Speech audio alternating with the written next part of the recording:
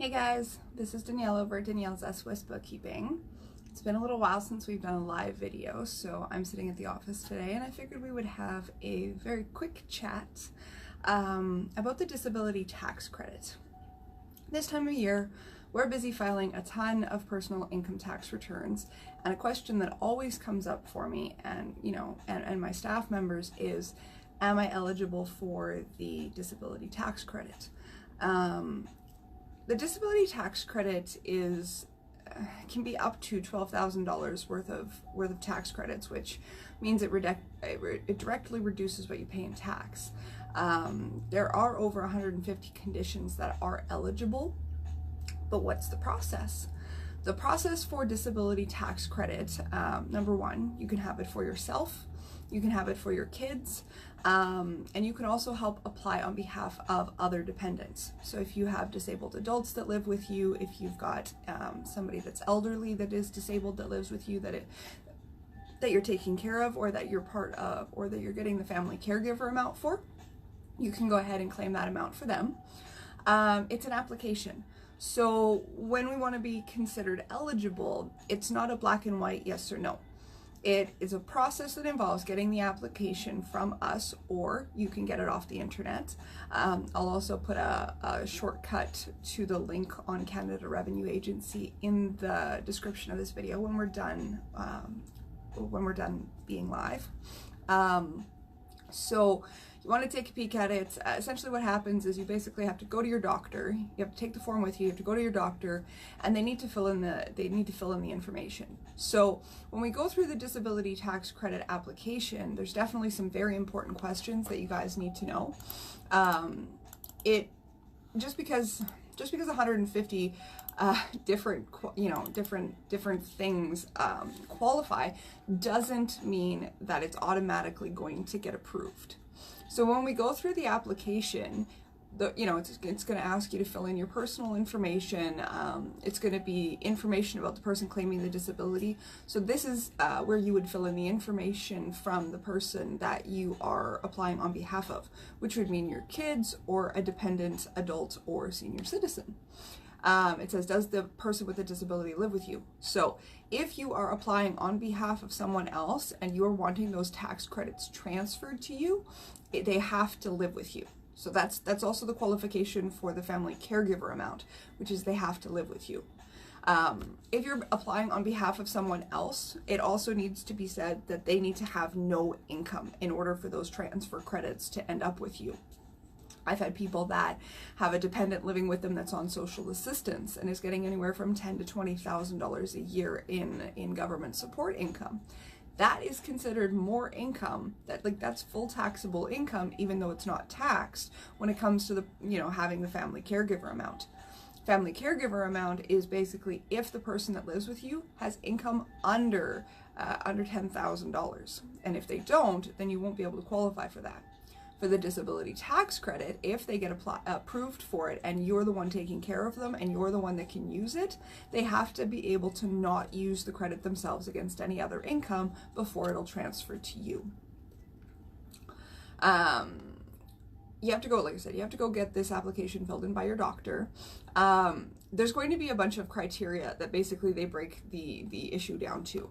So it comes down to vision, which is, are you having significant issues with your vision? If that's the cause for why you can't work, or why you're on any kind of assistance, or any reason why you're disabled. The second one is speaking, which is obviously the ability to speak out. You need to be able to speak in order to be able to work. So that's a big issue. Hearing, which is obviously the ability to hear or not hear, and whether that impacts your safety and your ability to do work. Walking is the next one, which is obviously a physical condition. you know, if you can't walk, can you do your job? I will point out too that just because you get I've had people ask me, so, you know, what happens if you're an employee or a previous employee and you're ending up on WCB disability because of something that happened to you at work? I want to preface this by saying that you will not necessarily automatically get approved for the disability tax credit just because you had a WCB incident pay you out. I've had several come back and they're denied, and the reason being is that while your primary job you got to collect WCB on because you couldn't do that job, if you are physically able to do a different job, then you won't qualify. Some people qualify for short term for things like stress.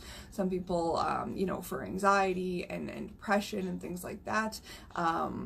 If you're going to be applying for any of those more complicated things, I usually suggest you go to your main doctor and then you go to a psychiatrist or a psychologist and you get a report from them as well, or a letter outlining your conditions.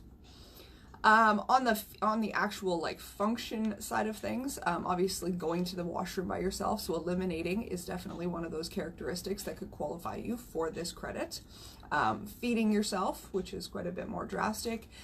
Dressing yourself is the last of those ones, and then obviously the biggest category, which is probably what we see more people apply for, and this is not a yes X amount of people get approved and yes X amount of people don't get approved, but the last one is mental functions necessary for everyday life. So this is things, a lot of the time we want to talk about this one. This is like this is where autism falls in. Autism can come into mental functions as well as speaking and hearing.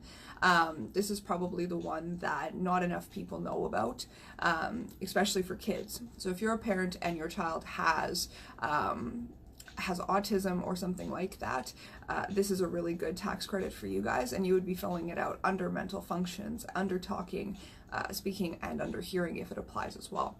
This is also where anything to do with depression, this is anywhere with anxiety, this is anything to do with mental functions. I'm also going to put a link to the list of the full list of conditions that apply for the disability tax credit in the link on this video as well. So if you guys want to take a peek at it, even if you're not sure if you qualify this time of year, it's always one of those things I tell you, just shoot us a message or download the application, take it to your doctor, bring it back to us, we'll help you submit it. It's going to take 6 months for them to go through and either approve you or deny you. So, you know, if you're interested in this, it's something that you need to get on top of. You may not get it right now, but they'll also have the option to backdate it. So if you ended up with, say you had a kid that had autism and nobody ever told you could get the disability tax credit, and they've been heavily autistic since they were born, and say they're 5 years old, CRA will go back and can go back and adjust up to 10 years in the past for the disability tax credit. So just because you get the application in now, you don't get approved by the end of this tax season, which is pretty realistic at this point, they will automatically go back as long as we check the box on the application. If you do not check the box on the application, don't worry. We just take a confirmation of the acceptance because it will list it by year, and we just mail it back into CRA and say, hey, can you adjust the tax returns for these years? It takes another couple of weeks, and then if there's any kind of refunds for you and things like that, those will get issued to you after the fact.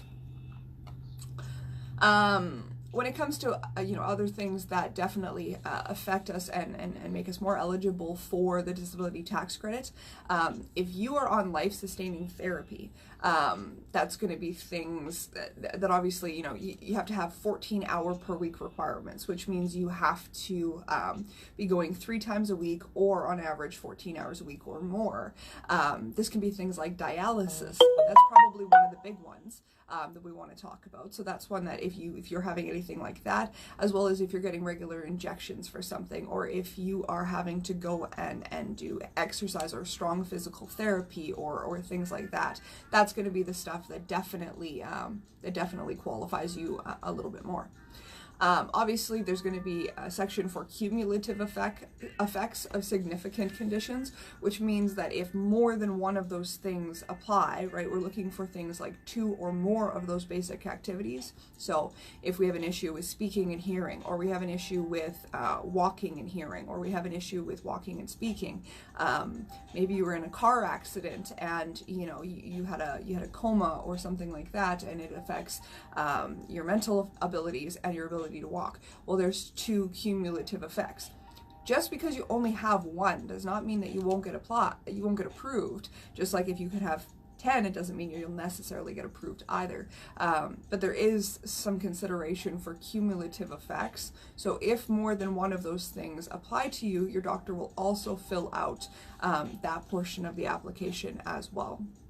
On the second last page of it, there's a big blank spot. Your doctor needs to write out a paragraph or 2 or 3 that just adds more detail into the rest of the application.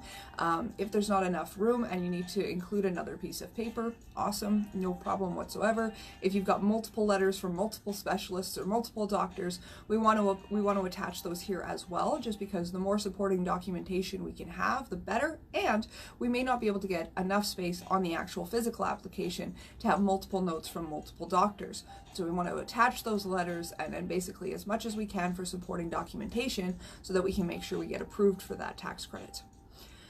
Duration, duration is where we talk about how far back it goes. So if you've had a disability for a significant amount of time, you can go back and say, hey, to my doctor, this has affected me for the last 5 to 10 years.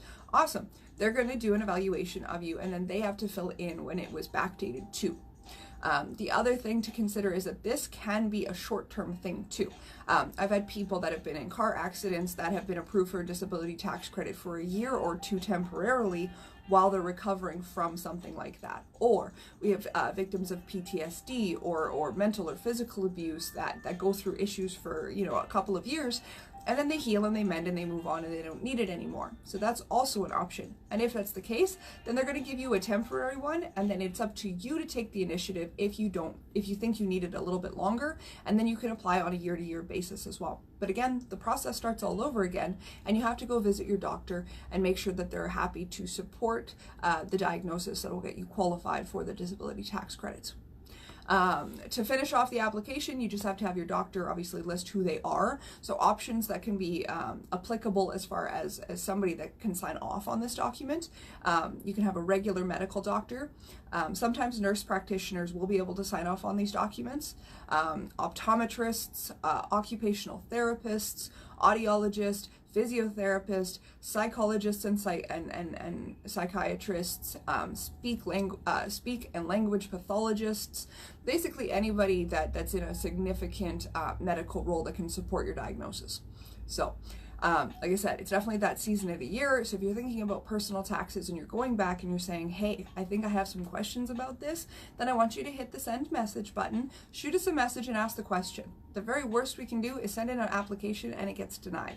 But it's always a no if you don't apply. So this is one of those things that's pretty dear to my heart during tax season. So if you guys have any questions, shoot us a message.